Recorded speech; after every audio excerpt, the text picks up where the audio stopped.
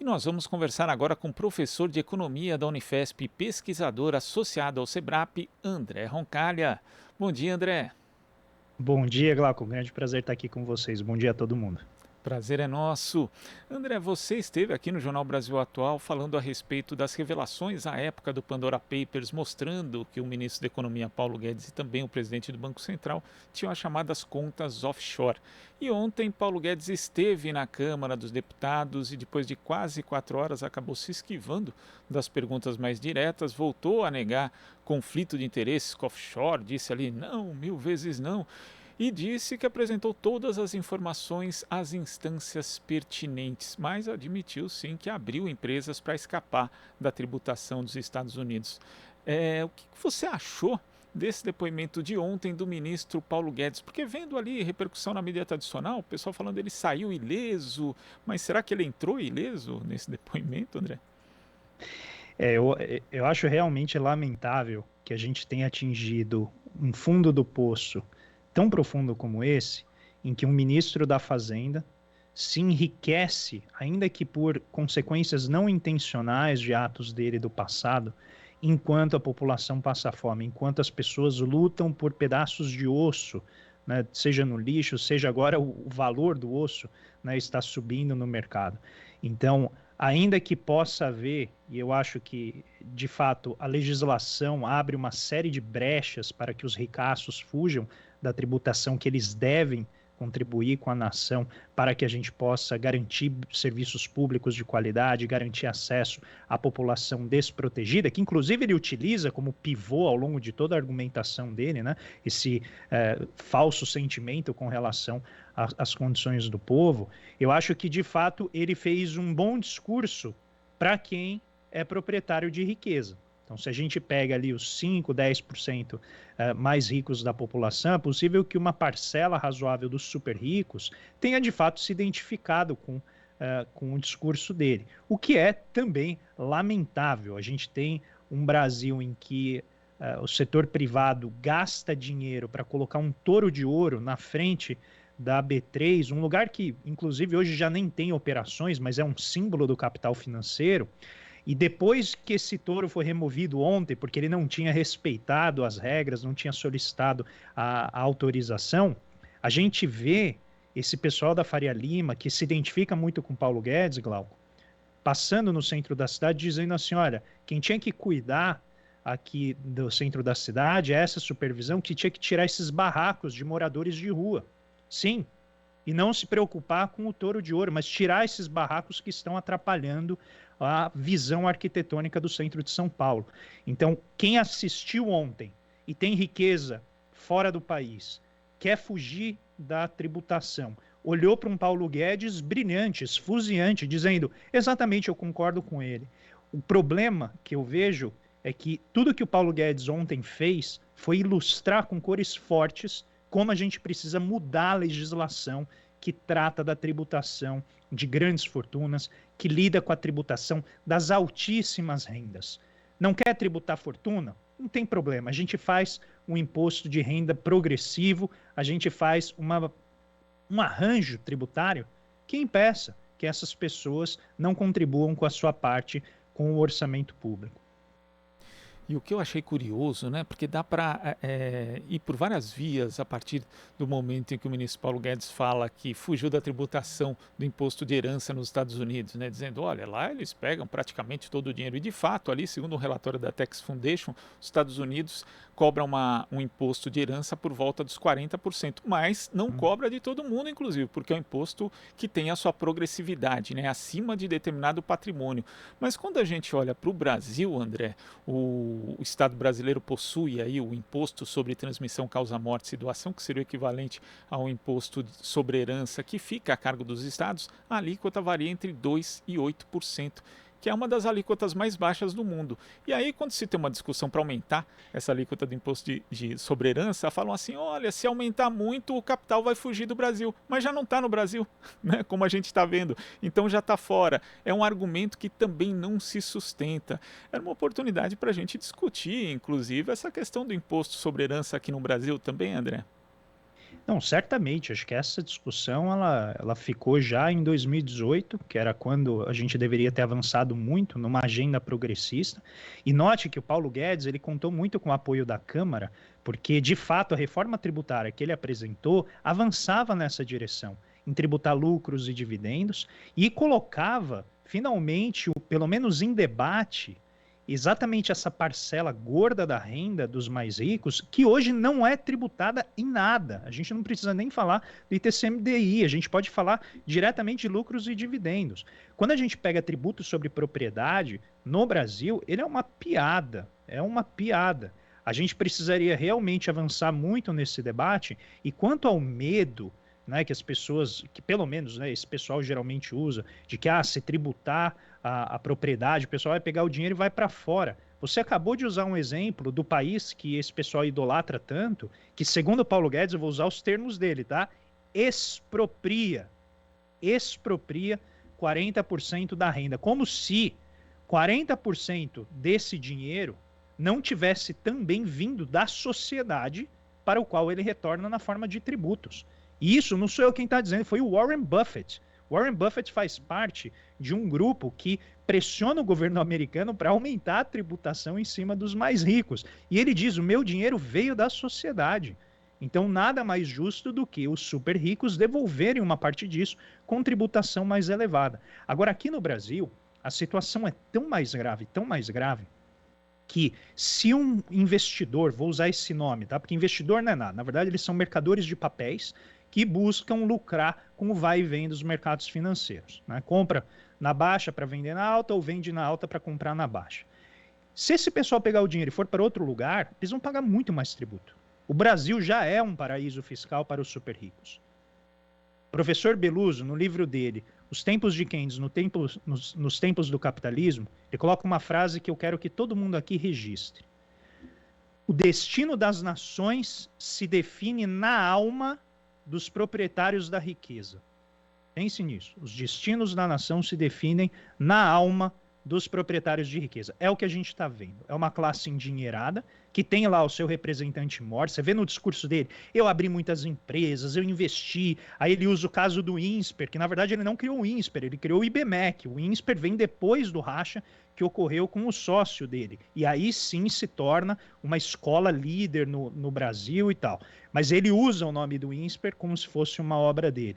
E a gente vê aqui esse avanço, né, dessa lógica de empresarial, como se ela devesse entrar no Estado. Então ele entrou no Estado e falou: agora eu vim aqui resolver os problemas do Brasil, com a minha visão de Brasil.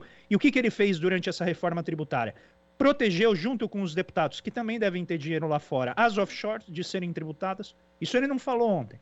Ele protegeu, ou ganhou, ainda que indiretamente. A gente não pode acusá-lo talvez de dolo, mas a gente pode dizer que ele enriqueceu com a desvalorização do câmbio. Ele diz: não, mas o meu braço não chega lá.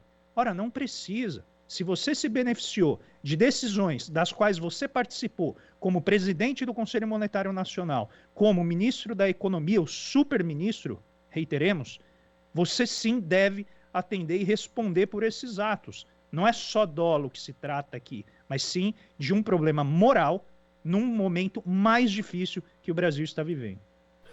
Eu acho importante essa sua citação do professor Beluso, porque ele inclusive sintetizava às vezes isso, né, dizendo que o Brasil não tem uma elite, o Brasil tem ricos. Né? E quando se fala de herança, inclusive, a gente vê uma relação muito grande com esse discurso meritocrático, porque boa parte, se não a maioria das famílias brasileiras que são ricas, são porque herdaram. Né? Quando você pergunta para alguém, né, dentro dessa lógica meritocrática: poxa, mas qual foi o grande mérito do fulano ser hoje um bilionário? Ele nasceu. Né? Foi o fato dele ter nascido numa família que já era bilionária. Esse é o grande mérito dele. Né? E nessa questão da herança, inclusive liberais clássicos, né? John Stuart Mill falava ali que não via proveito social individual na herança, né? Porque ela acaba concentrada muitas vezes em poucas mãos, ao invés de ser distribuída ali, desfavorecendo a própria competição capitalista. Então não se trata, quando se fala de imposto sobre herança, de capital, né, André, e isso é uma confusão que os ricos no Brasil costumam fazer de forma dolosa, nesse caso, de ser uma pauta comunista, uma pauta inclusive liberal, de liberais clássicos. Sim, porque a leitura que eles fazem é sempre direcionada aos interesses econômicos, né? Então eu venho trabalhando bastante nas minhas redes sociais, no meu canal no YouTube, para tentar desfazer. Eu não vou nem chamar de mito, tá? Porque eu acho que seria uma ofensa ao mito, mas é uma propaganda enganosa mesmo do que é o liberalismo clássico, daquilo que o liberalismo pregava. E quando a gente olha vamos dizer, para a conjuntura global, o que a gente tem notado é um aumento da riqueza concentrada no 1% mais rico do mundo. Não é só no Brasil, não é só nos Estados Unidos. E é isso que o trabalho do economista francês Thomas Piketty começou a mostrar. Quando você vai para os países desenvolvidos, você nota que cada vez mais os mais ricos, eles detêm uma fatia maior da riqueza. E aí eles criam mecanismos pela legislação, pelo poder político, para transferir essa riqueza para as suas gerações futuras. O Piketty chega a trabalhar os modelos de dinastias, Glauco. Porque ele fala, isso aqui são verdadeiras dinastias da riqueza. Porque o filho nasce, ele já herda uma herança, a gente pode se aprofundar na legislação, vocês vão ver cada coisa que existe nos Estados Unidos para proteger os super ricos. Só que não é apenas a herança, né? Não é apenas o valor financeiro daquilo. O que vem com a herança é todo um conjunto de oportunidades, acesso a bens culturais, acesso à burocracia que decide legislação, que quem está na parte de baixo da distribuição, quem é classe média, não tem acesso. E o papel desses super ricos é justamente ficar sempre ali com o guizo, chacoalhando para quem está abaixo deles, dizendo, vocês vão conseguir chegar aqui. E o caminho é vocês estudarem. Só que mesmo para estudar hoje, nos Estados Unidos, aqui no Brasil, em qualquer lugar, é muito caro para você estudar nas universidades que vão dar esse acesso para você, que vão te dar isso que eles chamam de networking, né? Essa rede de contatos, que vai abrir espaços para você no mercado de trabalho. E aqui a gente pega o Brasil, que está evoluindo. A gente só coloca pessoas em condições informais de emprego, precários, com péssima capacidade de aprendizado, para que elas possam se desenvolver. Então, o discurso da meritocracia é um discurso que legitima esta abissal distribuição e desigualdade que a gente tem no país. E note que eu não estou falando só da renda, eu estou falando da riqueza. Riqueza, que é ativo financeiro, que é imóvel, que são coisas que a família pode usar no momento que a renda lhe falta. Eu tenho um projeto de pesquisa lá na Unifesp em que a gente vai analisando exatamente o efeito dessa riqueza, ainda que pequena, sobre o ciclo de pobreza das famílias brasileiras. E não causa nenhuma surpresa em ver que os mais pobres têm menos ativos.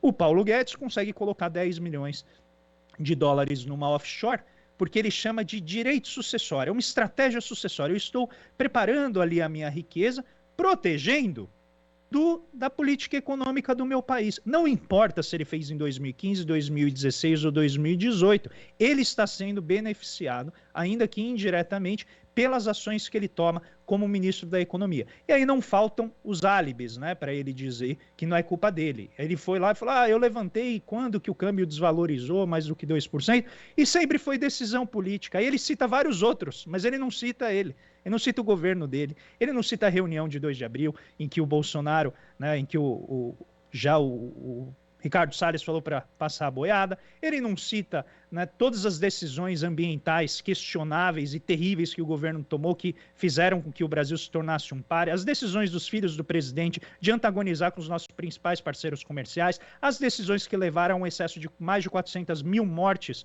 pela Covid aqui no Brasil, pela tibieza, pela dificuldade desse governo em tomar decisões sérias e adultas. Ele não falou que os R$600 que ele fica se vangloriando de ter dado para a população foi uma decisão do Congresso, porque ele queria dar apenas 200.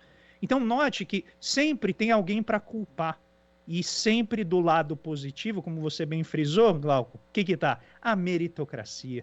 Eu criei valor, eu dei emprego, eu gerei o quê? Empresas, né? Então ele falou, criei dezenas de empresas. E é isso que eu acho que ontem, né, quem está irritado com a condição da sociedade ficou irritado, como eu fiquei, de me ver representado por uma pessoa como aquela, que tem um poder enorme e não consegue fazer nada, e aqueles que se veem identificados por um conjunto de valores com Paulo Guedes, olharam para ali e falaram, esse é o cara certo no lugar certo para nos proteger, para aproveitar essa crise, para liquidar o Estado, que é o que a gente chama da política do Mellon, né, que era o ministro secretário do Tesouro do governo Herbert Hoover, quando ocorreu a grande crise, a grande depressão, depois da crise da Bolsa de 29, ele falou, aproveita a crise para liquidar tudo, liquida sindicato, liquida salário, liquida imóvel, liquida o que for para liquidar, e a gente vai purificar o sistema dos seus agentes, vamos dizer, que não são legítimos, não são produtivos. A gente está vivendo exatamente essa mesma caracterização hoje, no meio da maior pandemia dos últimos 100 anos.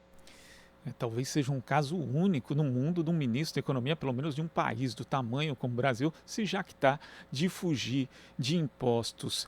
E André, essa lógica da perpetuação de privilégios, que fica bem ilustrada no caso de Paulo Guedes, né, baseado nesse alegado direito sucessório que ele invoca ali, também não chamam um outro aspecto dessa discussão, que é a necessidade, o G20 inclusive já avançou nisso, em termos de conversações, de fechar um acordo, mas na necessidade de se estabelecer uma taxação sobre transações internacionais, não só para inibir esse tipo de manobra, mas também tentar trazer um pouco desses recursos para os cofres dos estados?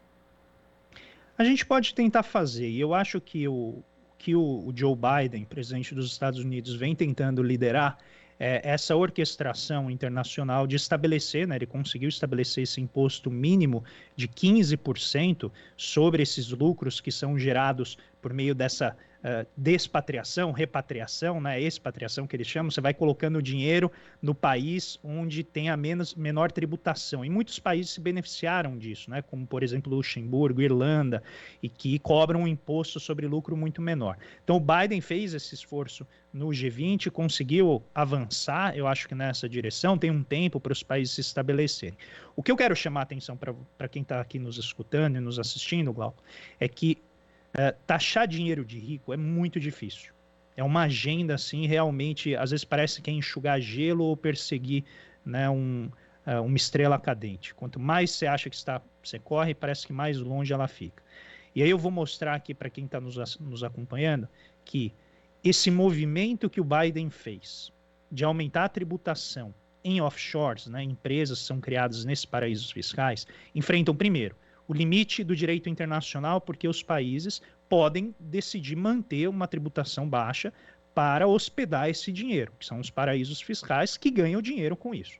Então isso é muito difícil de romper, a não ser por pressão internacional. Os Estados Unidos vêm tentando fazer isso, não sabemos se vai conseguir.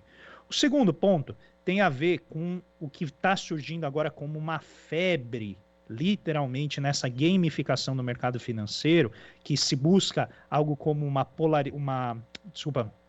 tornar acessível, né, o mercado financeiro por meio desses aplicativos, que são as moedas cripto, né, as criptomoedas, Bitcoin, Ethereum, todas essas. O que essas moedas oferecem? Aquilo que os paraísos fiscais ofereceram até a iniciativa do Joe Biden de começar a tributá-los, que é o quê? Sigilo bancário. Isso a Suíça fez durante quase todo o século XX, aí começaram a abrir outros lugares, a Suíça sofreu pressão para entregar os dados sobre essas operações, que envolvia muita corrupção, e aí a Suíça deixou de ser um paraíso fiscal, né, relevante por conta do sigilo bancário, ainda é, mas deixou de ser por causa disso, e começaram a pipocar paraísos fiscais em várias ilhas, vários lugares, oferecendo essa proteção. As criptomoedas, elas podem ter várias aplicações, mas elas certamente vão substituir os paraísos fiscais que vêm sofrendo essa pressão por ricaços que querem guardar o seu dinheiro num lugar que não tem qualquer tipo de supervisão estatal, porque imposto é visto como roubo, certo? Porque se eles conseguirem o dinheiro deles, eles não querem que o dinheiro seja expropriado em prol da produção de bens públicos. Então as criptomoedas não é à toa, podem observar. Toda essa febre que está aí, a despeito da tecnologia que eventualmente possa servir para alguma coisa, ela está servindo para que as pessoas não dependam mais tanto de paraísos fiscais que envolvem burocracia. Você tem que contratar advogados, tem que preparar todo um esquema, como o Guedes deixou bem detalhado ontem, para que você possa proteger o seu patrimônio. E agora a gente tem uma novidade nesse sentido. Então, acho que vai ser muito difícil, ainda que a gente tente fazer uma repatriação desses recursos, eu acho que vai ser cada vez mais difícil fazer isso. André, queria agradecer demais a sua participação aqui no Jornal Brasil Atual e até a próxima. Muito obrigado, Glauco. Um grande abraço a todo mundo, bom dia. Abraço, bom dia. Conversamos aqui com o professor de Economia da Unifesp e pesquisador associado ao SEBRAP, André Roncalha. Você está ouvindo Jornal Brasil Atual. As notícias que os outros não dão.